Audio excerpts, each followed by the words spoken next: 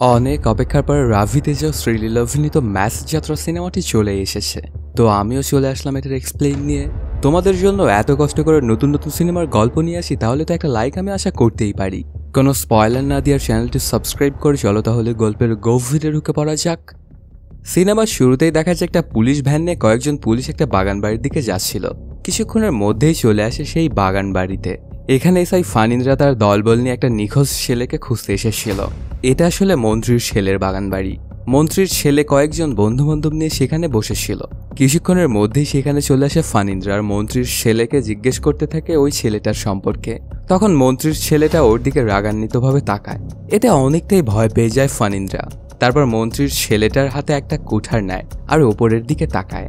দেখা যায় ওই ছেলেটাকে ওপরেই মেরে টানিয়ে রাখা হয়েছিল। সেই কুঠারটা ছুঁড়ে মারতেই ছিঁড়ে পড়ে যায় সেই ছেলেটা। তখন মন্ত্রীর ছেলে বলে, ওর কত বড় সাহস, আমার বোনকে সে ভালোবাসে। প্রথমে আমি ওকে অনেক ভয় দেখিয়েছি, এমনকি বুঝিয়েছি, কিন্তু কোনোভাবেও আমার কথা শোনেনি। এজন্য ওকে মারতে আমি বাধ্য হই। এখন ওর লাশটা আপনি নিয়ে যান, কি করবেন সেটা আমি জানি না। সাথে সাথেই ফানিন্দ্রা কল লাগায় তার বসকে আর সবকিছু খুলে বলে। তখন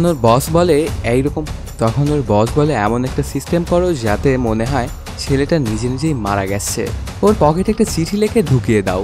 এরাও ঠিক তেমনটাই করে। সব কাজ শেষে ছেলেটার লাশ নিয়ে গিয়ে ফেলে আসে রেল লাইনের ওপর। তারপর আবারও বসকে কল দিয়ে সবকিছু জানায়। এটা শুনে কেন জানি ভয়ে কেঁপে ওঠে ওর বস আর বলে, তুমি এমন ভুল কেমনে করতে পারলা?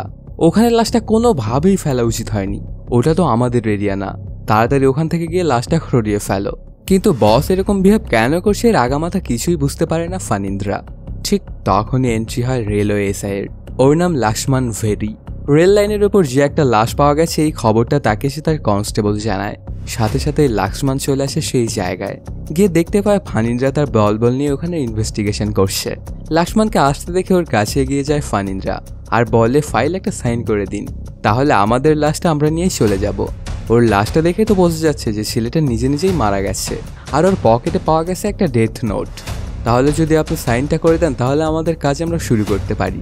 তবে লক্ষ্মণ বলে, এত তাড়াহুড়া কিসের? আমি তো মাত্র এখানে আসলাম, একটু দেখি তারপর না হয় সাইনটা করি। আমার মনে হচ্ছে না এই ছেলেটা নিজে নিজে মারা গেছে। তারপরে নোটটা দেখে বলে, এটা তো ওর হাতে লেখা কোনোভাবেই হতে পারে না, কারণ আমি যতদূর জানি ওই ছেলেটা তো MBA করা একজন গ্র্যাজুয়েট। আর এই নোটটা যে লিখেছে সে বড়জোর 6 ফেল হবে। কি হয়েছে কেন হয়েছে সত্য দেখতে হবে আমাকে। তবে তারপরে ওর কোনো কথাই না শুনে বারবারই সাইনটা করতে বলছিল ফানিন্দ্রা। তখন খানিকটা রেগে যায় লক্ষ্মণ আর ওর হাতটা চেপে ধরে। কিছুক্ষণের মধ্যেই দেখা যায় ওই দিক দিয়ে ট্রেন আসছিল, কিন্তু তারপরেও হাতটা ছাড়ছিল না লক্ষ্মণ। এটাতে অনেক ভয় পেয়ে যায় ফানিন্দ্রা। সে মনে মনে ভাবছিল আজকে তো ওর নিশ্চিত মৃত্যু। দেখা যায় ওদের কাছাকাছি সেই ট্রেনটা অন্য লাইন দিয়ে চলে যায়। তখন লক্ষ্মণ বলে, আপনারা ভুল ট্র্যাকে আসছেন, ভালোভাবে ইনভেস্টিগেশন করার পরে এই কেসটা ক্লোজ করা হবে। তারপর ওর থেকে মন্ত্রীর ছেলে সম্পর্কে সবকিছু জানে আর কিছুক্ষণের মধ্যেই চলে আসে মন্ত্রীর ছেলের হাইড আউটে। এসে ওদেরকে মারধর করতে শুরু করে। ওদেরকে কেন মারধর করছে যখন ওরা জানতে চায়, তখন স্টেশনের বিভিন্ন জিনিসপত্র দেখায় ওদের গোল দেওয়ালে আর বলতে থাকে, তোমরা স্টেশন থেকে এগুলো চুরি করে এনেছো তাই না? কিন্তু আসল সত্য তো এটাই, লক্ষ্মণ নিজেই ওদের হাইড আউটে এইগুলো এনে রেখেছিল যাতে ওদেরকে বেদম পিটনা দেওয়া যায়। অনেকক্ষণ মারার পর ওদের সবাইকে ধরাশায়ী করে ফেলে লক্ষ্মণ। তারপর আবার নিজেই ওদেরকে হাসপাতালেও অ্যাডমিট করে। কিছুক্ষণের মধ্যেই দেখা যায় মন্ত্রী সেখানে চলে আসে তার ছেলেকে দেখার জন্য। আর ওর ছেলেকে লক্ষ্মণ যে হাসপাতালে এনেছে সেই জন্য ওকে অনেক করে ধন্যবাদ জানায়। তারপর অনেক রাগান্বিত স্বরে বলে, কার এত বড় সাহস যে আমার ছেলের গায়ে হাত তুলেছে? তখন লক্ষ্মণ হাসতে হাসতে বলে যে, ওইটাও আমি স্যার। এটাতে অনেক রেগে যায় মন্ত্রীটা লক্ষ্মণের ওপর, কিন্তু লাভ তেমন একটা হয় না। লক্ষ্মণ একটু এরকম প্রকৃতিরই মানুষ। পরদিন সকালবেলাতেই দেখা যায় লক্ষ্মণ ও তার দাদা চলে আসে একটা মেয়ে দেখার জন্য। বয়স অনেক হয়ে গেছে কিন্তু এখন পর্যন্ত বিয়ে হয়নি লক্ষ্মণের। ওর আপন বলতে এখন শুধু ওর দাদাই আছে। মেয়েটাকে দেখে খুব পছন্দ হয়ে যায় লক্ষ্মণের। তারপর ওরা দুজনে এক এক একটু কথাও বলে। মেয়েটাও পছন্দ করে লক্ষ্মণকে। সন্ধ্যার সময় মেয়েটা আবার কল দেয় লক্ষ্মণকে। তারপরে দুজনে কথাবার্তা বলতে শুরু করে। এদিকে লক্ষ্মণের দাদা কল দেয় আবার মেয়েটার বাবাকে আর ওর সম্পর্কে আবুল তাবুল বলতে শুরু করে। সে নাকি অনেক মেয়েবাজি করে বেড়ায়, তারপর সে নাকি আবার নেশা পানীয় করে, আরো অনেক বাজে বাজে কথা বলতে থাকে লক্ষ্মণের সম্পর্কে। কিছুক্ষণের মধ্যেই লক্ষ্মণ এসে ব্যাপারটা দেখতে পায় আর দাদাকে এটা ওটা বলতে শুরু করে। তখন ভাবসাব খারাপ বুঝতে পেরে দাদা সেখান থেকে দৌড়ে গিয়ে একটা ঘরের মধ্যে আটকে দেয় দরজা। বাইরে থেকে লাক্সমান তো এটা ওটা বলেই যাচ্ছিল, আমি তো আগে কখনো বুঝতে পারিনি যে আমার বিয়েগুলো কিভাবে ভেঙে যেত, তাহলে তুমিই হচ্ছে ঘরের ভেতরে বিভীষণ। দাদা তখন বলে, আমি জীবিত থাকতে তোকে কোনো দিনও বিয়ে করতে দিব না, কারণ আমি খুব ভালো করেই জানি তুই বিয়ে করার পর দিনে আমাকে লাথি মেরে ফেলে দিবি। তখন লাক্সমান বলে, না আমি এমনটা কোনো দিনও করবো না দাদা। কিন্তু দাদা বলে ওঠে, একই কথা আমি আমার বাবাকেও বলেছিলাম, কিন্তু আমি বিয়ে করে আনার 6 মাস পরে আমার বাবাকে পাঠিয়ে দিয়েছিলাম ওল্ড এজ হোমে। এই জন্য আমি কোনো রিস্ক দিতে পারবো না। তোর মধ্যে যদি আমার রক্ত প্রবাহিত হয় তাহলে তুই এটা করবি, আমি শিওর। ঠিক তখনই আবার ওই মেয়েটা কল দেয় লাক্সমানকে আর গালিগালাজ করে ফোনটা কেটে দেয়। এই বিয়েটা আর হয় না। এদিকে দেখা যায় এসপি অফিসের বাইরে বসেছিল একজন লোক, তারপর ওকে ভেতরে ডাকা হয়। আসলে ইনি হচ্ছে আন্ডারকভার এজেন্ট। সে এসপিকে শিলাবতী নামের এক ধরনের গঞ্জিকা এনে দেখাচ্ছিল। বিশাখাপত্তনমে এটার চাষাবাদ করা হয়। ওখানে কিছু কিছু গ্রাম আছে যেখানে চাষিরা কোনো রকমের কোনো ফসলাদি ফলায় না, তারা শুধুমাত্র এই গঞ্জিকার চাষাবাদ করে। এই শিলাবতীর দাম কেজিতে 5,000 থেকে শুরু হয়। বিশাখাপত্তনম থেকে যতটা দূরে যায় এটার দাম ততটাই বাড়তে থাকে। গোটা দেশের প্রায় সকল জায়গাতে এটার সাপ্লাই করা হয়, কিন্তু সবচাইতে বেশি সাপ্লাই করা হয় কলকাতায়। ওগুলোর বস্তাতে একটা করে স্ট্যাম্প লাগিয়ে দেওয়া হয়। কোনো পুলিশ বা কারোরই সাহস নয় ওই বস্তাগুলো ধরার, কারণ এই বস্তাগুলোর যিনি মালিক তিনি অতটাই ভয়ঙ্কর। যদি কেউ ভুলেও ধরে ফেলে তাহলে তার পরিণতি হয় শুধু এবং শুধুমাত্র মৃত্যু। ওনার নাম শিবুদু। তখন ওই আন্ডারকভার এজেন্ট বলে, স্যার আমি 6 মাস ধরে ওর দলেই আছি, ওর বিরুদ্ধে আমি অনেক প্রমাণই সংগ্রহ করেছি, সব কিছু এই পেন ড্রাইভে ভরা আছে, আমরা চাইলে কিন্তু এখন ওর বিরুদ্ধে অ্যাকশন নিতে পারি স্যার। কিন্তু এসপি বলে, এখনও সময় হয়নি, আরও একজন আছে যার সম্পর্কে তোমার প্রথমে কিছু জানা উচিত। ওর নাম পাত্র, সে কলকাতায় বসবাস করে। শিবুদু যেহেতু গঞ্জিকাগুলো কলকাতায় পাঠায়, তো আমার মনে হচ্ছে যে ওদের দুজনের মধ্যে কোনো না কোনো সম্পর্ক তো আছেই, তুমি এটা নিয়ে একটু ইনভেস্টিগেট করো। এদিকে দেখা যায় লাক্সমান তার দাদাকে যেন আমার ট্রান্সফার হয়ে গেছে দাদা। ওর কথাটা শুনে তো দাদা প্রথমে একটু খুশি হয়, কারণ সেও যাবে ওই জায়গায়। কিন্তু লাক্সমান বলে, তোমাকে আমি ওখানে নিয়ে যাচ্ছি না, যদি তুমি আমার সাথে থাকো তাহলে আমার এ জন্মে তো বিয়ে হবে না, এজন্য এবার তুমি ওল্ড এজ হোমে যাবে। কিন্তু কোনোভাবেই সেখানে যেতে চাইছিল না দাদা। তবে লাক্সমানও তো কম নয়, আগে থেকেই সেই সব ব্যবস্থা করে রেখেছিল। কিছুক্ষণের মধ্যে সেই ওল্ড এজ হোমের লোকজন এসে ধরে নিয়ে যায় দাদাকে। দাদা যাওয়ার সময় বারবারই বলতে থাকে, তুই আমাকে ওখানে আটকে রাখতে পারবি না, আমি ঠিকই ফিরে আসবো, আর যখন ফিরে আসবো তখন তোর জম হয়ে ফিরবো। পরদিন সকালবেলাতেই লাক্সমান চলে আসে সেই জায়গায়। ওকে নেওয়ার জন্য অনেকগুলো কনস্টেবল এসেছিল। তারপর লাক্সমান যখন স্টেশন ঘুরছিল তখন দেখতে পায় স্টেশনের মধ্যে খুব বাজে অবস্থা করে রেখেছে ওরা। এটাকে দেখে একদমই স্টেশন মনে হচ্ছিল না, এমনকি স্টেশনের মধ্যে গরু ছাগলে পালা হচ্ছিল। লাক্সমান যখন ঘুরে ঘুরে স্টেশনটা দেখছিল, ঠিক তখনই সে খেয়াল করে দেখতে পায় সেই স্টেশনের মধ্যে দাঁড়িয়ে 3 জন গঞ্জিকা সেবন করছে। এটা দেখে ওই দিকেই আগিয়ে যায় লাক্সমান। পাবলিক প্লেসে কেন গঞ্জিকা সেবন করছে জিজ্ঞেস করলে ওরা উল্টোপাল্টা কথা বলতে শুরু করে। এতে ওদের সবাইকেই ধোলাই দেয় লাক্সমান। তবে কেন জানি কনস্টেবল তোকে বলছিল, স্যার এখানে এমনই চলে, আপনি নতুন এসেছেন তো কয়েকদিন এখানে থাকুন, তাহলে সব কিছু বুঝে যাবেন। তারপরে ওর কথা না শুনে ওদের সবাইকে ধরে নিয়ে চলে আসে পাশের পুলিশ স্টেশনে। সেখানে থাকা এসআইকে ওদের 3 জনকে দেয়, কিন্তু এসআই ওদেরকে লকআপে না ঢুকিয়ে ওদেরকে ছেড়ে দেয়। আর লাক্সমানকে বলে, আপনি হচ্ছে রেলওয়ে পুলিশ, তো আপনার ডিউটি হলো ওখানে, আপনি ওখানে যান, আপনি এখানে কি করছেন? আমার কাজ কিভাবে করতে হবে এটা আপনার থেকে আমার শিখে করতে হবে না। এই এলাকার সবকিছু এভাবেই চলে, নতুন নতুন এসেছেন তো কয়েকদিন যাক, তাহলে সবকিছু টের পাবেন। তারপর সেখান থেকে খানিকটা মনক্ষুণ্ণ হয়ে চলে আসে লাক্সমান। সেদিন রাতের বেলাতেই লাক্সমান যখন ঘুমাচ্ছিল তখন হঠাৎ করে একটা গুলির শব্দ ওর ঘুমটা ভেঙে যায়। বাইরে বেরিয়ে এসে কনস্টেবলকে ডাক দেওয়ার থেকে জানতে চাই এটা কিসের শব্দ ছিল। কনস্টেবলটা বলে, স্যার গুলি শব্দ, আপনি কোনো টেনশন করেন না, গিয়ে আপনি ঘুমিয়ে পড়ুন, এটা এখানে স্বাভাবিক ব্যাপার। কিন্তু তারপরও লাক্সমান ওকে সাথে নিয়ে চলে আসে জঙ্গলের ভেতরে। গিয়ে দেখতে পায় 2 জন লোক বন্দুক দিয়ে পাখি শিকার করছে। তারপর ওদেরকে ধরে নিয়ে চলে আসে ফরেস্ট অফিসারের রুমে, কিন্তু সেও লাক্সমানকে একইভাবে অপমান করে। দেখা যায় ফরেস্ট অফিসারের ঘরের ভেতর থেকে বেরিয়ে আসে ওই এসআই। এগুলোতে লাক্সমানের আর বুঝতে বাকি থাকে না যে ওরা সবাই এক। এই ব্যাপারগুলোতে অনেকটাই মন খারাপ হয়ে যায় লাক্সমানের। আর সে চিন্তা করতে থাকে কেনই বা সে রেলওয়ে পুলিশ হলো। যদি সে সাধারণ পুলিশ হতো তাহলে কতই না ভালো হতো, সে নিজের ইচ্ছা স্বাধীন মতো কত কাজই না করতে পারত। আর এখন ওর বাউন্ডারি হচ্ছে শুধু রেল স্টেশন, এর বাইরে সে কিছুই করার ক্ষমতা রাখে না। তবে দাদার জন্য তাকে আজকে এই রেলওয়ে পুলিশ হতে হয়েছিল।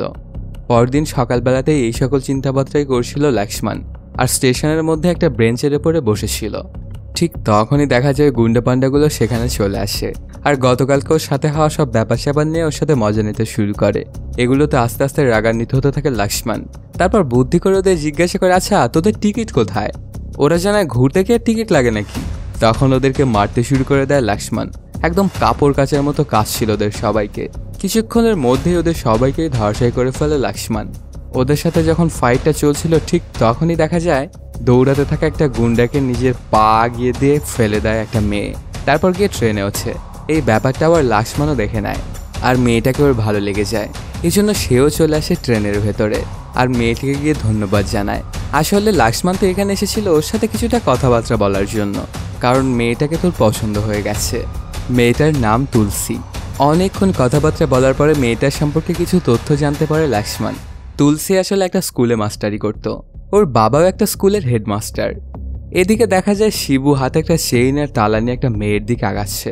তারপর গিয়ে সেই মেয়েটাকে বলে, তুমি শুধুই আমার, আমি ছোটবেলা থেকেই তোমাকেই ভালোবাসি, কিন্তু তুমি কোনোদিনও আমার ভালোবাসাটা বোঝোনি। তবে বিয়ে যদি তুমি কাউকে করো সেটা হব আমি।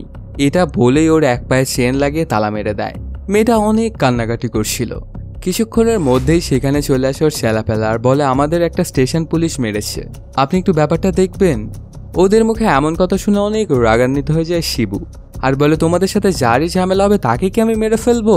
আমাকে তোরা কি মনে করিস? হ্যাঁ, এই ছোট্ট মাপের একজন এসআইকেও তোরা হ্যান্ডেল করতে পারিস না, তাহলে কেমনে তোরা আমার লোক? অন্যদিকে দেখা যায় তুলসীকে দেখার পর থেকে লক্ষ্মণ সবসময় স্টেশনেই অপেক্ষা করত। প্রায় প্রত্যেক দিনে ওর সাথে দেখাও হতো। আর কোনোদিন যদি তুলসীর আসতে একটু দেরি হতো তাহলে লক্ষ্মণ ওর জন্য ট্রেন থামিয়ে রাখত। এভাবে আস্তে আস্তে ওদের দুজনের মধ্যে খুব ভালো একটা সম্পর্ক গড়ে ওঠে। বলা যায় ওদের মধ্যে প্রেমটাও মোটামুটি হয়েই গেছে। এমনই একদিন যখন তুলসীর জন্য অপেক্ষা করছিল ঠিক তখনই দেখতে পায় পাশের থানার এসআইয়ের ছেলেকে ট্রেনে তুলে দিচ্ছিল সে। ওর ছেলে আসলে শহরে যাবে পড়াশোনা করার জন্য। এদিকে দেখা যায় শিবুর কাছে কল দিয়ে কেউ একজন বলে, তোমাদের মধ্যে একজন পুলিশ আছে, কে যেই পুলিশ সেটাও বলে দেয়। তখন তার লোকজনের মধ্যে গিয়ে পুলিশটার নাম ধরে ডাক দেয় শিবু।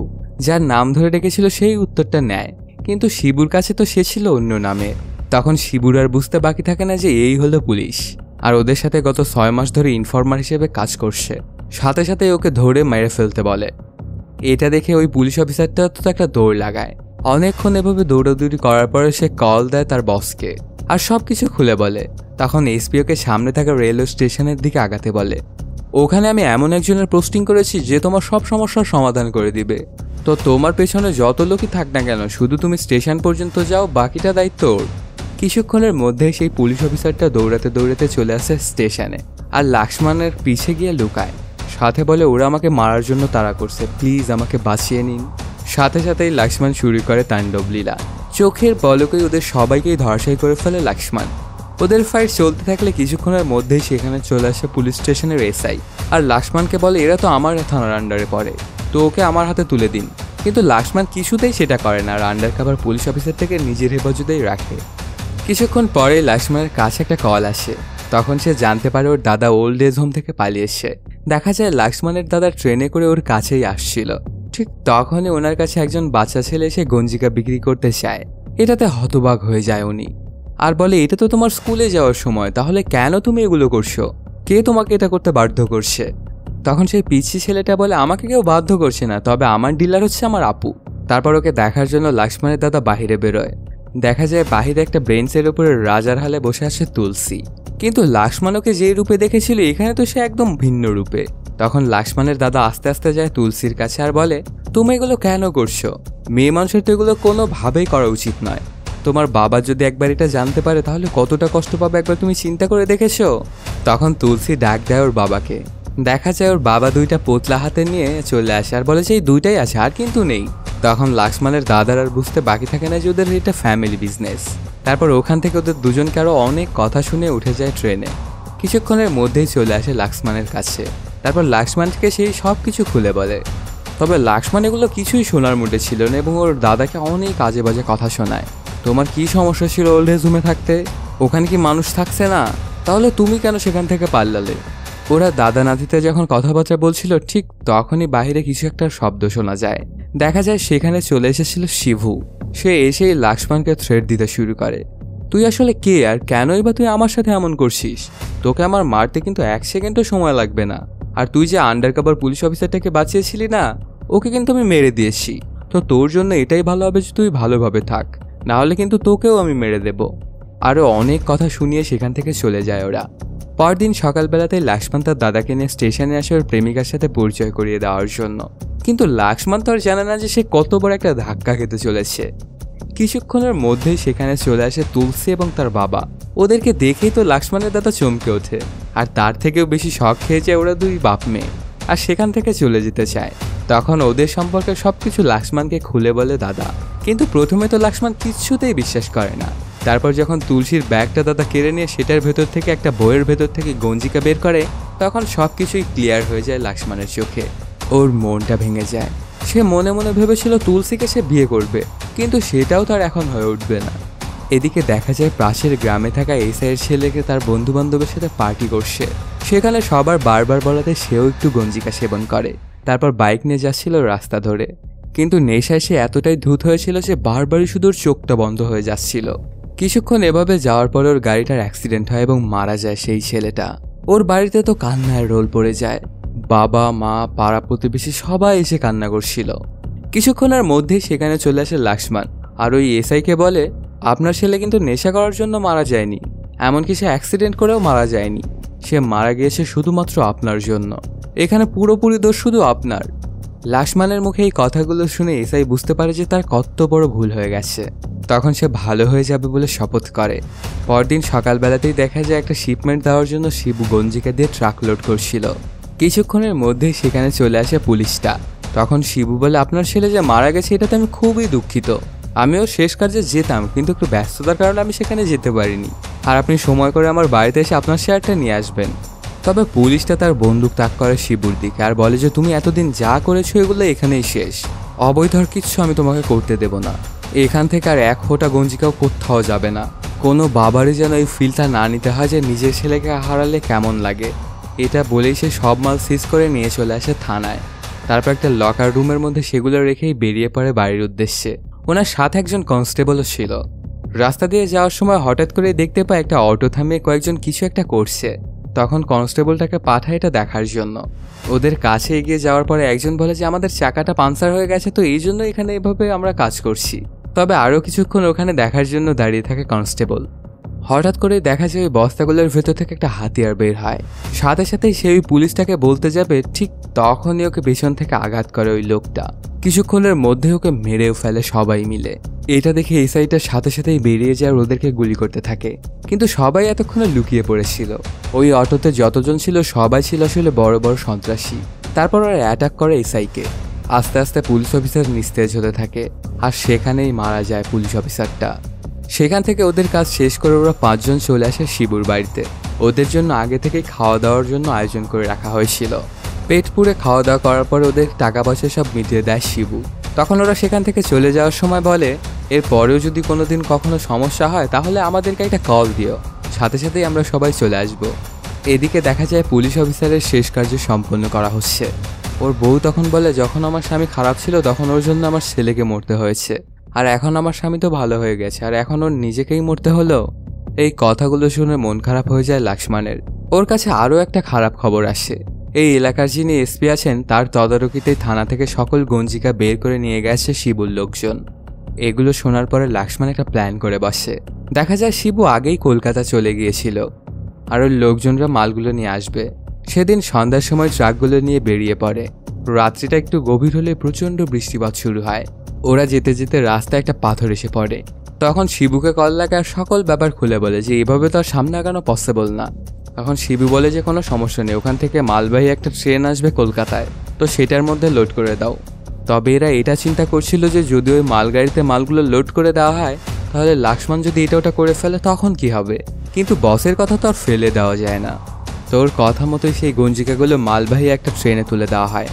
এই খবরটা লাক্সমান পর্যন্ত যেতে খুব একটা সময় লাগে না। তখন সে হেডকোয়ার্টারে ফোন দেয় আর বলে যে ট্রেনের রাস্তায় একটু সমস্যা হয়েছে, এই জন্য ট্রেনটা এখানে থামাতে হবে। তারপর লাল একটা ফ্ল্যাগ হাতে নিয়ে গিয়ে উড়াতে থাকে ট্রেনের সামনে। ট্রেনটা এসে ওর সামনেই দাঁড়ায়। তার পরপরই তাণ্ডবলীলা শুরু করে দেয় লাক্সমান। সেই মালবাহী গাড়িতে থাকা সবাইকেই বেদম মারছিল লাক্সমান। ওদেরকে একদম কুত্তার মতো করে পিটাচ্ছিল। এদিকে বুদ্ধি করে শিবুর লোকেরা পাশের গ্রামের সবাইকে খবর দেয় আসলে এর ভেতরে যে গঞ্জিকাগুলো আছে এগুলো সবই হলো গ্রামবাসী, আর ওদেরকে এখনো এই গঞ্জিকার টাকাগুলো পরিশোধ করা হয়নি। এই জন্য সবাই মিলে চলে আসে এবং অ্যাটাক করতে যায় লক্ষ্মণকে। তবে সেও তো কিছুতে কম নয়, বুদ্ধি করে সেও তার চারপাশে আগুন ধরিয়ে নেয় আর বলে, তোরা যদি এক পাও সামনে আগাস তাহলে তোদের সব গঞ্জিকা আমি এখানেই পুড়িয়ে রাখ করে দেব। এটাতে গ্রামবাসী অনেক ভয় পেয়ে যায় আর ওকে টাচ করারও সাহস পায় না। তার পরপরই পড়ে থাকা একটা শিবুর শ্যালাকে কল দেয় সে। ফোনটা ধরে লক্ষ্মণ আর শিবুকে উল্টাপাল্টা কথা বলতে শুরু করে, এমনকি ওকে থ্রেটও দেয়। পরদিন সকালবেলাতেই শিবু আবার কল দেয় ওই এসপিকে সব কিছু খুলে বলে। তখন এসপিটা বলে, তোমার চিন্তা করার কোনো প্রয়োজন নেই, ওখানে আমি একজন পুলিশ অফিসারকে পাঠিয়েছি, ওই পুলিশটা একদমই কারাপ্টেড, সে খুব সহজেই তোমার গঞ্জিকাগুলো নিয়ে চলে আসবে। দেখা যায় এটা তো ফানিন্দ্রা, যাকে লক্ষ্মণ একটু আগে জাহান্নামের সুখ দেখিয়েছিল। তবে ফানিন্দ্রা তো জানতোই না যে তার সামনে কার্ড হতে চলেছে। ফানিন্দ্রা যখন রুমে আসে তখন লক্ষ্মণকে দেখে তো একদম অবাক হয়ে যায় আর কিছুটা ভয়ও পায়। তারপরেও আস্তে আস্তে ওর কাছে গিয়ে বলে যে গঞ্জিকাগুলো তুমি সিজ করে এনেছিলে সেগুলো ভালোই ভালো আমাকে দিয়ে দাও। তখন ওকে অবাক করে দিয়ে লক্ষ্মণ বলে, কিসের গঞ্জিকা, আমি তো কিছুই সিজ করিনি। এটাতে অবাক হয়ে যায় ফানিন্দ্রা। তবে সেটা খুব ভালো করেই জানতো যে মিথ্যে কথা বলছে লক্ষ্মণ, কিন্তু তার কিছু করার তো নেই, কারণ তার কাছে তো কোনো প্রমাণ নেই। তার পরপরই সে শিবুকে কল দেয় এবং সবকিছু খুলে বলে। সাথে এটাও জানায় যে তোমার মালের কথা তুমি একদম ভুলে যাও, ওর সাথে কিছুতেই তুমি পেরে উঠবে না। এটা শুনে আরো অনেক বেশি রাগান্বিত হয়ে যায় শিবু। পরদিন সকালবেলাতেই শিবু চলে আসে লক্ষ্মণের সাথে দেখা করার জন্য, আর এসেই ওকে এটা সেটা বলতে থাকে, তুই আমার মাল কোনোভাবেই হজম করতে পারবি না, আর তোর যে আমি কি করব তুই নিজে বুঝতে পারবি না। সাথে আরো অনেক থ্রেট দেয়। এই ব্যাপারটা তোকে কলার ধরে টানতে টানতে নিয়ে গিয়ে লকআপে পুরে দেয় লক্ষ্মণ। তবে ওকে বেশিক্ষণ এভাবে রাখতে পারে না, কিছুক্ষণের মধ্যেই সেখানে চলে আসে এসপি নিজেই আর শিবুকে সারিয়ে নিয়েই চলে যায়। তখন গাড়িতে করে যেতে যেতে শিবু বিভিন্ন জায়গায় কল দেয়। তারপর ফরেস্ট অফিসারকে কল দিয়ে বলে, সিসিটিভিগুলো চেক করে দেখো তো ওদিক দিয়ে কোনো গাড়ি নিয়ে যাওয়া হয়েছে কিনা। এদিকে লক্ষ্মণ আর তার দাদা কথাবার্তা বলতে থাকলে হঠাৎ করে সেখানে চলে আসে দাদার একটা গার্লফ্রেন্ড আর ওনাকে খাবার দিয়ে যায়। কিছুক্ষণের মধ্যেই লক্ষ্মণের ফোনে কল আসে তুলসী আর ওর বাড়িতে আজকে ওকে ডিনার করতে বলে, কিন্তু লক্ষ্মণ ওকে না করে দেয়, বলে কালকেই না তুমি আমাকে হুমকি ধামকি দিলে, তাহলে আজকে তুমি আবার কেন আমাকে খাবার জন্য ডাকছো, অবশ্যই তোমার কোনো না কোনো খারাপ মতলব আছে। এটা বলেই ফোনটা কেটে দেয়। তারপর গিয়ে দাদার সাথে খাবার খেতে যাবে, ঠিক তখনই দাদা বলে, এগুলো আমাকে খাবার জন্য দিয়ে গেছে, তোর জন্য নয়। তখন অন্য কোনো উপায় না পেয়ে লক্ষ্মণ চলে আসে তুলসীর বাড়িতে। ওকে খুব আদর যত্ন করে তুলসী খাবার খাওয়াচ্ছিল। দেখা যায় ঘরের বাহিরেই তুলসীর বাবাসহ ওদের পুরো গ্রামের লোকজন অপেক্ষা করছিল। আসলে এর পেছনে একটা কাহিনী আছে। তুলসীকে একজন মাশরুম রান্না করে এনে দিয়েছিল আর বলেছিল এটা টুথ সিরামের মতো কাজ করে, এটা যদি লক্ষ্মণকে খাওয়ানো পসিবল হয় তাহলে অবশ্যই কাজ হবে। সে বলে দিবে যে আমাদের গঞ্জিকাগুলো সে কোথায় রেখেছে। তারপর ওদের প্ল্যান মোতাবেক তুলসীও সেটাই করে, কিন্তু লক্ষ্মণের মুখ থেকে সে একটা কথাও বের করতে পারে না। পরদিন সকালবেলাতেই আবার ওদের দেখা হয়, কিন্তু এবার লক্ষ্মণ দেখতে পায় কিছু টাকা দিয়ে তুলসী একটা লোকের কাছ থেকে একটা বন্দুক কিনছে। তারপর ওর কাছে গিয়ে জিজ্ঞেস করে, বন্দুক দিয়ে তুমি কি করবে, তুমি কি আমাকে মারার জন্য এই বন্দুকটা কিনলে? তুলসী বলে, শিবুকে মারবো আমি, কারণ সে আমার বোনকে বিয়ের মণ্ডপ থেকে তুলে নিয়ে গিয়ে উঠিয়ে রেখেছে। ছোটবেলা থেকেই সে আমার বোনকে অনেক ভালোবাসতো, কিন্তু সে অনেক খারাপ হওয়াতে আমার বাবা ওর সাথে আমার বোনের বিয়েটা দেয়নি আর অন্য জায়গায় আমার বোনের বিয়েটা ঠিক করে। যেদিন আমার বোনের বিয়ে হচ্ছিল ঠিক সেই দিনই সেখানে চলে আসে শিবু আর ওর জামাইকে মেরে ওকে উঠিয়ে নিয়ে যায়। তারপর শিবুকে মারার জন্য আমরা যাই একজনের কাছে কন্ট্রাক্ট দেওয়ার জন্য। সে 6 লাখ টাকা চেয়ে বসে। আমাদের কাছে তো অতগুলো টাকা নেই, এই জন্য আমরা গঞ্জিকা বিক্রি করে ওই টাকাগুলো অ্যারেঞ্জ করার চেষ্টা করছিলাম। সবকিছু ঠিকঠাকই চলছিল, কিন্তু তুমি এসে তো ঝামেলা বাঁধিয়ে দিলে, আর এই জন্য এখন নিজের জানের ঝুঁকি নিয়ে ওকে মারতে যাব আমি। তখন লক্ষ্মণ বলে, ও আচ্ছা এই কথা, তুমি কোনো চিন্তা করো না, তোমার বোনকে ফিরিয়ে আনার দায়িত্ব আমার। একবার যেহেতু তোমাকে আমি ভালোবেসে আপন করেছি, তার মানে তোমার পরিবারও আমার আপন। এদিকে দেখা যায় শিবুর কাছে একটা খবর আসে, বনের ভেতরে যেখানে টাইগার জোন আছে সেদিক দিয়ে গাড়িটা যাওয়ার একটা ভিডিও ফুটেজ পাওয়া যায়। তখন সে টাইগার জোনের উদ্দেশ্যে রওনা করে, কিন্তু ওই জায়গায় সচরাচর কেউ একটা যায় না, কেননা ওখানে আসলেই নাকি বাঘ থাকে। এইগুলোতে কোনো কিছুতে ভয় না পেয়ে আগাতে থাকে শিবু। সেখানে গিয়ে অনেক খোঁজাখুঁজি করার পরেও কিছুতেই পাচ্ছিল না। তারপর হঠাৎ করেই কিছু একটা দেখেও সন্দেহ হয়। লতা পাতা ডালপালাগুলো সরাতেই সেখানে বিশাল বড় একটা ট্রাক দেখতে পায়। তারপর আস্তে আস্তে এগিয়ে গিয়ে ওই ট্রাকের দরজাটা খোলে, কিন্তু দেখতে পায় ভিতরে কিছুই নেই। এতে অনেক রাগান্বিত হয়ে যায় শিবু। কি করবে সে কিছুই বুঝে উঠতে পারছিল না। অন্যদিকে রাত্রেবেলাতেই বাসার দিকে ফিরছিল লক্ষ্মণ। ঠিক তখনই রাস্তায় দেখতে পায় ছেলে মেয়ে মিলে 5 জন মানুষ অটোর কাছে কিছু একটা করছে। আসলে এরা হচ্ছে ওই 5 জন যারা সবাই মিলে ওই পুলিশ অফিসারটাকে মেরেছিল, আর আজকে এখানে এসেছিল শিবুকে মারার জন্য। তারপর শুরু করে দেয় ওদের কাজ। আচমকাই লাক্সমানকে পিছন থেকে অ্যাটাক করে। এতে লাক্সমান থতবত খেয়ে যায় আর ওদের হাতে মার খেতে শুরু করে। ওরা অনেক বাজে অবস্থা করে ফেলে লাক্সমানের। তারপর লাক্সমানকে এমন একটা পজিশনে ধরে ফেলে যে কোনোভাবেই ওই পজিশন থেকে বের হতে পারছিল না। কিন্তু লাক্সমানও তো কম নয়, এই জন্য সে অনেক শক্তি যুগিয়ে ওদেরকে মারতে শুরু করে। যদিও ওরা 5 জনে ছিল অনেক বেশি স্কিল্ড ফাইটার, কিন্তু লাক্সমান তো ওদের থেকেও বেশি ভয়ঙ্কর। এক এক করে ওদেরকে মেরে ফেলতে থাকে লাক্সমান।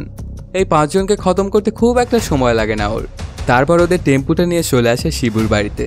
এই টেম্পুটা দেখেই তো শিবু বুঝে যায় যে ওদেরকে হয়তো বা মেরে ফেলেছে। তখন লাক্সমান গিয়ে ওই 5 জনের জন্য রাখা খাবারের সামনে বসে। একটা কলার পাতা সুন্দর করে ধুয়ে নিয়ে খাবার খেতে শুরু করে আর বলতে থাকে খুব টেস্ট হয়েছে। কিন্তু তার পরপরই শিবুর ইশারাতে কয়েকজন গিয়ে অ্যাটাক করে লাক্সমানকে। কিন্তু লাক্সমানের কাছে তো এরা কিছুই না, কারণ ওদের 5 জনের মতো স্কিল ফাইটারকেও সে হারিয়ে এসেছে, আর এরা তো হচ্ছে স্মল ফ্রাই। এই জন্য তেমন একটা বেগ পেতে হয় না লাক্সমানের। তারপর চলে যাওয়ার সময় তুলসীর বোনের পা থেকে চেনটা ভেঙে ফেলার ওকে নিয়ে যায়।